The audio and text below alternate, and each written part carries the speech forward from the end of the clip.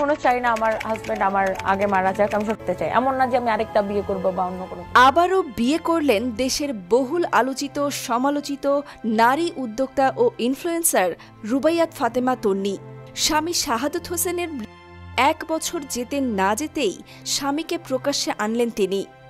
MD Siddique নামের এক ব্যক্তির সঙ্গে জন্মদিনের শুভেচ্ছা জানিয়েছেন, একগুচ্ছ ছবি প্রকাশ করেছেন তনি। এদিকে সিদ্দিকও নিজের ফেসবুকে দুজনের ছবি প্রকাশ করে স্ত্রীর প্রতি কৃতজ্ঞতা জানিয়েছেন। এমডি সিদ্দিক নামের সেই ব্যক্তির ফেসবুক প্রোফাইল ঘুরে দেখা যায় তনিকে স্ত্রী সম্বোধন করে 2টি ছবি পোস্ট করে ধন্যবাদ জানিয়েছেন।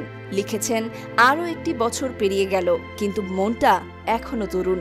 আমার জন্মদিনকে বিশেষ করে তোলার জন্য আমার প্রিয় স্ত্রীকে অসংখ্য ধন্যবাদ। তোমাকে অনেক ভালোবাসি। সিদ্দিকের পোস্টে স্পষ্ট যে তন্নির সঙ্গে বিবাহ বন্ধনে আবদ্ধ হয়েছেন তিনি। এদিকে তনিও তেমনই ইঙ্গিত দিয়ে জন্মদিনের ছবি প্রকাশ করে শুভেচ্ছা জানিয়েছেন সিদ্দিককে। সেখানে লিখেছেন, জন্মদিনের শুভেচ্ছা।